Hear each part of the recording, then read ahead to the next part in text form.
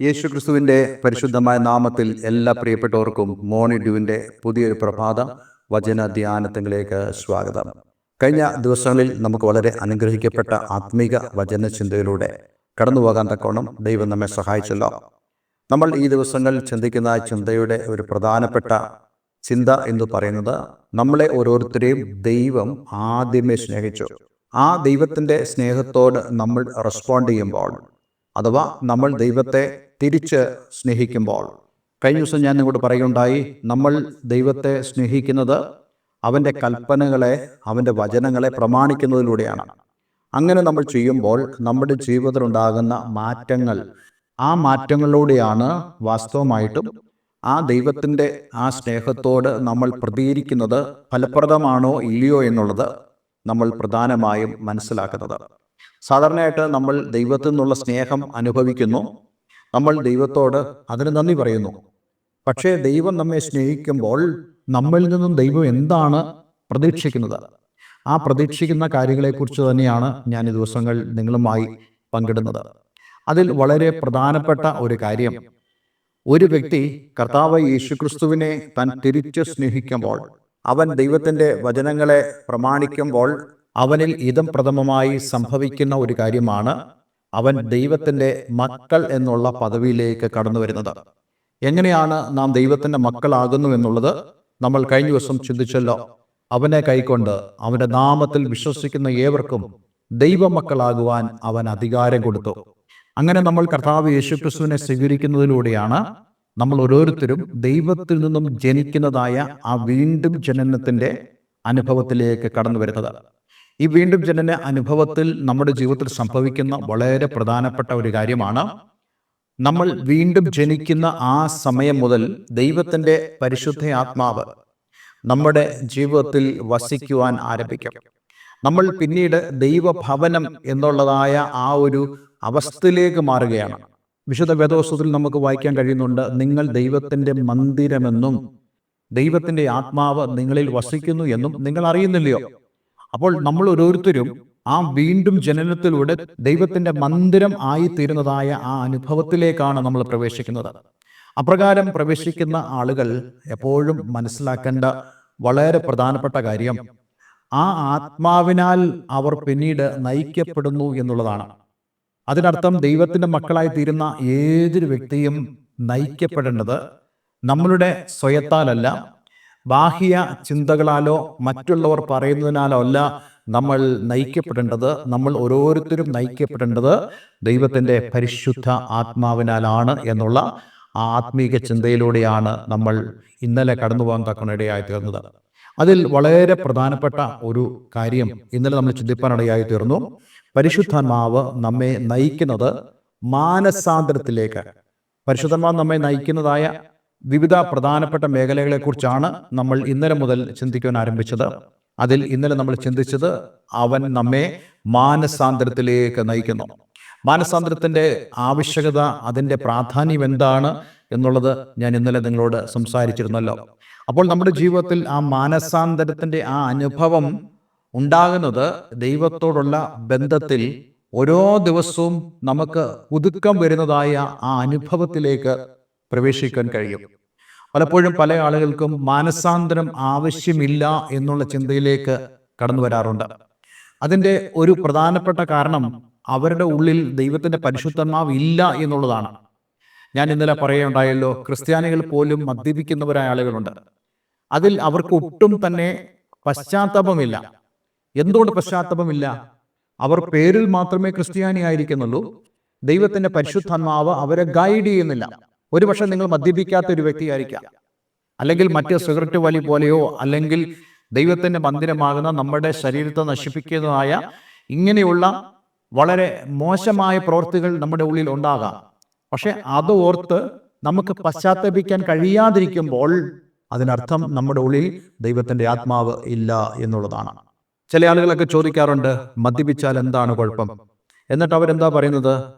യേശു കാനായിലെ കല്യാണ വീട്ടിൽ ഈ വീഞ്ഞുണ്ടാക്കിയില്ലേ എന്നൊക്കെയാണ് ചോദിക്കുന്നത്. അതേപോലെ തന്നെ ചില ആളുകൾ ചോദിക്കാറുണ്ട്, ഞാൻ ചീത്ത വിളിച്ചാൽ എന്താണ് പ്രശ്നം? ഞാൻ വഴക്കുണ്ടാക്കിയാൽ എന്താണ് പ്രശ്നം? അതൊക്കെ മനുഷ്യ സഹജമല്ലേ എന്നൊക്കെ നമ്മൾ പറയാറുണ്ട്. പക്ഷെ നമ്മൾ ഇങ്ങനെയുള്ള കാര്യങ്ങളോടൊക്കെ കടന്നു പോകുമ്പോൾ നമ്മുടെ ഉള്ളിൽ പശ്ചാത്താപം ജനിപ്പിക്കുവാൻ ദൈവത്തിൻ്റെ ആത്മാവ് ഉണ്ടെങ്കിൽ മാത്രമേ, അല്ലെങ്കിൽ അങ്ങനെയുള്ള ഒരു പശ്ചാത്താപം നമ്മളിൽ ഉളവാകുന്നു എങ്കിൽ മാത്രമേ നമുക്ക് പറയാൻ സാധിക്കുള്ളൂ എൻ്റെ ഉള്ളിൽ ദൈവത്തിൻ്റെ ആത്മാവ് ഉണ്ട് എന്നുള്ളത്. അപ്പോൾ ദൈവത്തിൻ്റെ പരിശുദ്ധാത്മാവ് നമ്മെ നയിക്കുന്ന ഒരു വളരെ പ്രധാനപ്പെട്ട കാര്യമാണ് മാനസാന്തരം എന്ന് പറയുന്നത്. ഇന്ന് ഞാൻ നിങ്ങളുമായി പങ്കിടുവാൻ ആഗ്രഹിക്കുന്നത് പരിശുദ്ധാത്മാവ് നമ്മുടെ സ്വയത്തെക്കുറിച്ച് കുറച്ച് ചിന്തിക്കുവാനും എന്നാൽ കർത്താവ് യേശുക്രിസ്തുവിനെ കുറിച്ചും ദൈവരാജ്യത്തെക്കുറിച്ചും കൂടുതൽ ചിന്തിക്കുവാനും നമ്മെ നയിക്കുന്നു എന്നുള്ളതാണ്. ഇത് വളരെ പ്രധാനപ്പെട്ട ഒരു സന്ദേശമാണ്. നോക്കൂ, ഇതിൻ്റെ പ്രാധാന്യം എന്താണ്?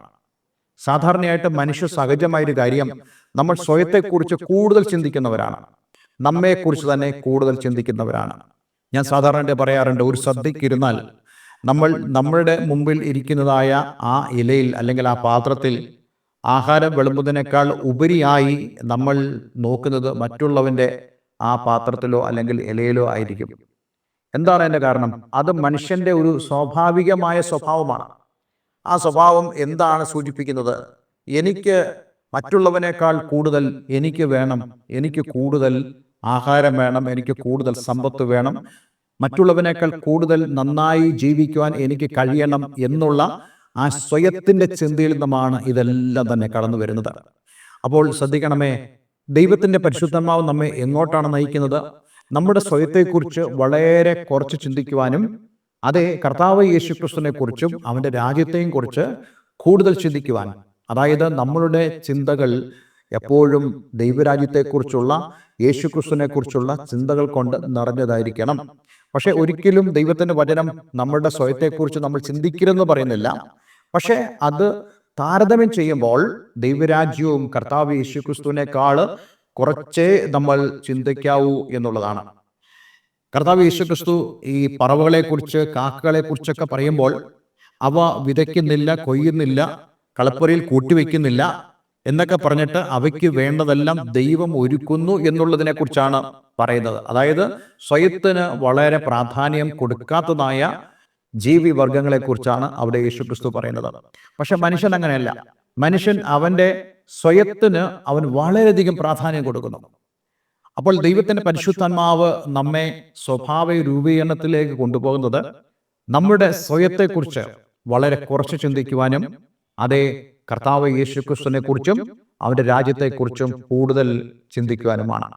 കാരണം നമ്മൾ സ്വയത്തെക്കുറിച്ച് ചിന്തിക്കുമ്പോൾ ഈ ലോകത്തിൽ നമുക്ക് ഒന്നാം സ്ഥാനം കിട്ടാനും ഈ ലോകത്തിൽ മറ്റുള്ളവരെക്കാളും ഉന്നതിയിലേക്ക് പോകാനുള്ള ചിന്തയിലൂടെ നമ്മൾ ജീവിക്കുമ്പോൾ വളരെ വളരെ വലിയ പ്രശ്നങ്ങളിലേക്കും പാപങ്ങളിലേക്കും നമ്മൾ എത്തിപ്പെടും. നമുക്ക് അല്പമേ വേണ്ടൂ, അല്ലെങ്കിൽ ചെറിയ ഒരു അളവ് മാത്രമേ സ്വയത്തെക്കുറിച്ചുള്ള ചിന്ത വേണ്ടൂ. അത് ആ രീതിയിൽ നമ്മൾ ജീവിച്ച് കർത്താവ് യേശുക്രിസ്തുവിനും അവൻ്റെ രാജ്യത്തിനും പ്രാധാന്യം കൊടുക്കുമ്പോൾ അതേ കർത്താവ് ബഥാനിയിലെ ആ ഭവനത്തിൽ വെച്ച് മാർത്ത എന്നുള്ള ആ സഹോദരിയോട് പറഞ്ഞതുപോലെ, മാർത്തേ മാർത്തേ, നീ പലതിനെ ചൊല്ലി വിചാരപ്പെടുകയും മനസ്സ് കലങ്ങുകയും ചെയ്യുന്നത് അല്പമേ വേണ്ടു, അല്ല ഒന്ന് മതി. മറിയ നല്ല അംശം തിരഞ്ഞെടുത്തു, അതാരും അവളോട് അപഹരിക്കത്തില്ല എന്ന് പറഞ്ഞാൽ പ്രയോറിറ്റി, പ്രിഫറൻസ്. ഈ ഭൂമിയിൽ നമുക്ക് എന്തൊക്കെയുണ്ടെങ്കിലും നമ്മുടെ ജീവിതത്തിൻ്റെ മുൻഗണന ദൈവരാജ്യമായിരിക്കണം എന്നുള്ളതാണ് ഇവിടെ കർത്താവ് യേശുക്രിസ്തു നമ്മളോട് പറയുവാൻ ആഗ്രഹിക്കുന്നത്. അതിൽ വളരെ പ്രധാനപ്പെട്ട ഒരു കാര്യം നമുക്ക് കാണാൻ കഴിയുന്നുണ്ട്. മത്തായിയുടെ സുവിശേഷം 18-ാം അധ്യായം 3-ാമത്തെ വാക്യത്തിൽ യേശുക്രിസ്തു തന്റെ ശിഷ്യന്മാരോട് സംസാരിക്കുമ്പോൾ, അതായത് ഈ ശിഷ്യന്മാർക്ക് എപ്പോഴും ഒരു ചിന്തയുണ്ടായിരുന്നു, ഞങ്ങൾ ഈ 12 പേരുടെ കൂട്ടത്തിൽ കർത്താവ് ഇതിൽ ആരോ ഒരാളെ ഒരു വലിയ വ്യക്തിയാക്കി മാറ്റുവാൻ ആഗ്രഹിക്കുന്നു. യേശുക്രിസ്തുവിൻ്റെ ആ ദൈവരാജ്യം ഈ ഭൂമിയിൽ സ്ഥാപിക്കുമ്പോൾ ആ ദൈവരാജ്യത്തിൽ ഏറ്റവും പ്രധാനപ്പെട്ട വ്യക്തിയായി ഞങ്ങളിൽ നിന്ന് ഒരാളെ കർത്താവ് എടുക്കും. ആ ചിന്ത വരുന്നതായ പല പല സംസാരങ്ങളും ഈ ശിഷ്യന്മാരുടെ നാവിൽ നിന്നും ഉണ്ടായിട്ടുണ്ട്. ഇതെല്ലാം വെച്ചുകൊണ്ട് കർത്താവ് യേശുക്രിസ്തു പറയുകയാണ്, നിങ്ങൾ തിരിഞ്ഞ് ശിശുക്കളെ പോലെ ആയി വരുന്നില്ലെങ്കിൽ സ്വർഗരാജ്യത്തിൽ കടക്കയില്ല എന്ന് ഞാൻ സത്യമായിട്ട് നിങ്ങളോട് പറയുന്നു. അപ്പോൾ എന്താണ് ഇതിനർത്ഥം? ഒരു ശിശുവിനെ സംബന്ധിച്ചിടത്തോളം അവൻ തൻ്റെ സ്വയത്തെക്കുറിച്ച് വളരെ കുറച്ച് മാത്രമേ ചിന്തിക്കുന്നുള്ളൂ എന്നുള്ളതാണ്. ഞാൻ ഇവിടെ ശ്രദ്ധിച്ചതായ ഒരു കാര്യം, യേശുക്രിസ്തു ഒരു ശിശുവിനെ തൻ്റെ അടുക്കിലേക്ക് വിളിച്ചപ്പോൾ യാതൊരു മടിയും കൂടാതെ ആ ശിശു ഒരു സഭാകമ്പത്തിനും അടിമപ്പെടാതെ യേശുവിൻ്റെ അടുക്കിലേക്ക് വന്നു എന്നുള്ളതാണ്. കാരണം അത് കാണിക്കുന്നത് അത് അതിൻ്റെ സ്വയത്തിന് പ്രാധാന്യം കൊടുക്കുന്നില്ല. ഇന്ന് കർത്താവ് യേശുക്രിസ്തുവിൻ്റെ അടുക്കിലേക്ക് യേശു പലരെയും വിളിക്കുമ്പോൾ പലരും അവൻ്റെ അടുക്കിലേക്ക് വരുവാൻ മടി കാണിക്കുന്നത്, അല്ലെങ്കിൽ അവരുടെ ചുറ്റുപാടുകളെ നോക്കിക്കൊണ്ട്, അവരുടെ പാരമ്പര്യത്തെ നോക്കിക്കൊണ്ട്, അവരുടെ അപ്പൻ അമ്മ, അവരുടെ മക്കൾ, അവരുടെ കുടുംബാംഗങ്ങൾ ഇവരെല്ലാം നോക്കിക്കൊണ്ട് യേശുവിൻ്റെ അടുക്കിലേക്ക് വരുവാനുള്ള മടിയുടെ പ്രധാനപ്പെട്ട കാരണം അവരുടെ സ്വയത്തിന് അവർ കൂടുതൽ പ്രാധാന്യം കൊടുക്കുന്നു എന്നുള്ളതാണ്. പക്ഷെ ദൈവരാജ്യത്തിൻ്റെ നന്മകൾ നമുക്ക് അനുഭവിക്കാൻ കഴിയണമെങ്കിൽ നമ്മൾ സ്വയത്തിന് കുറച്ച് പ്രാധാന്യം കൊടുക്കുകയും അതേസമയം തന്നെ ദൈവരാജ്യത്തിനും കർത്താവ് യേശു ക്രിസ്തുവിനും വലിയ പ്രാധാന്യം കൊടുക്കുന്നുണ്ടെങ്കിൽ മാത്രമേ നമുക്ക് ദൈവരാജ്യത്തിൽ വലിയവരാകുവാൻ കഴിയത്തുള്ളൂ. അപ്പോൾ ദൈവത്തിൻ്റെ പരിശുദ്ധമാവ് നമ്മെ നയിക്കുന്നത് സ്വയത്തെക്കുറിച്ച് കുറച്ച് ചിന്തിക്കുവാനും ദൈവരാജ്യത്തെക്കുറിച്ച് കൂടുതൽ ചിന്തിക്കുവാനുമാണ്.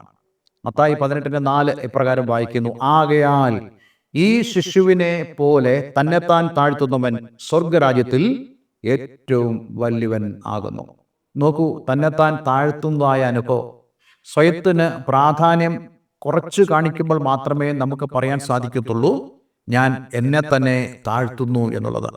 ദൈവത്തിൻ്റെ വചനത്തിൽ നമുക്ക് കാണാൻ കഴിയുന്നുണ്ട്, ദൈവത്തിൻ്റെ സന്നിധിയിൽ താഴുവേൻ, എന്നാൽ അവൻ നിങ്ങളെ ഉയർത്തും. നമ്മളുടെ സ്വയത്തെ കുറച്ചു നിർത്തുവാൻ കഴിയുന്നുണ്ടെങ്കിൽ അതിനെയാണ് നമ്മൾ താഴ്മ എന്ന് വിളിക്കുന്നത്. അതെ, മറ്റുള്ളവരെക്കാൾ കൂടുതൽ എനിക്ക് വേണം എന്ന് നിങ്ങൾ ചിന്തിക്കുമ്പോൾ നിങ്ങൾ നിങ്ങളുടെ സ്വയത്തിൽ നിങ്ങളായിരിക്കുന്നു. ഈ സ്വയത്തിൽ നമ്മൾ ഈ ഭൂമിയിൽ വലിയവരാകാൻ ആഗ്രഹിക്കുന്നു. അങ്ങനെ ഈ ഭൂമിയിൽ വലിയവരാകാൻ ആഗ്രഹിക്കുന്നവരായ ആളുകൾക്ക് ഒരിക്കലും സ്വർഗരാജ്യത്തിൽ വലിയവരാകുവാൻ കഴിയത്തില്ല. അതുകൊണ്ട് ഇന്നെ കേൾക്കുന്ന പ്രിയമുള്ളവരെ, ദൈവത്തിൻ്റെ ആത്മാവ് നമ്മെ അവിടേക്കാണ് നയിക്കുന്നു എന്നുള്ളത് മനസ്സിലാക്കി ദൈവത്തിൻ്റെ ആത്മാവിന് കീഴ്പ്പെട്ട് നിൽപ്പാൻ ഇന്ന് ഞാൻ നിങ്ങളെ എല്ലാവരെയും ആഹ്വാനം ചെയ്യുകയാണ്. ഒരു വാക്ക് നമുക്ക് പ്രാർത്ഥിക്കാം. സ്വർഗപിതാവേ, എന്ന് ഞങ്ങളെ കേൾപ്പിച്ച വളരെ അനുഗ്രഹിക്കപ്പെട്ട സന്ദേശത്തിനായി സ്തോത്രം. ഈ വചനം കേൾക്കുന്ന ഏവരെയും ഞാൻ യേശുവിൻ്റെ നാമത്തിൽ അനുഗ്രഹിക്കുന്നു. ദൈവത്തിൻ്റെ ആത്മാവ് ഞങ്ങളെ മാനസാന്തരത്തിലേക്ക് നയിക്കുന്നുവെന്ന് ഞങ്ങൾക്ക് ഇന്നലെ കേൾക്കുവാൻ തക്കവണ്ണം ഇടയായി തീർന്നു. ഇന്ന് ഞങ്ങൾ കേൾക്കുന്നത് ദൈവത്തിൻ്റെ ആത്മാവ് ഞങ്ങളുടെ സ്വയത്തെ കുറച്ച് കാണിക്കുവാനും അതേസമയം തന്നെ ഞങ്ങൾ കൂടുതൽ ദൈവരാജ്യത്തെക്കുറിച്ചും കർത്താവ് യേശുക്രിസ്തുവിനെ കുറിച്ച് ചിന്തിപ്പാൻ തക്കവണ്ണം ഞങ്ങൾ ഇടയാക്കണമെന്ന് പ്രാർത്ഥിക്കുന്നു. ഈ വചനം കേൾക്കുന്ന ഏവരെയും ഞാൻ യേശുവിൻ്റെ നാമത്തിൽ അനുഗ്രഹിക്കുന്നു. പ്രാർത്ഥന കേട്ടതിനാൽ നന്ദി. യേശുക്രിസ്തുവിൻ നാമത്തിൽ തന്നെ.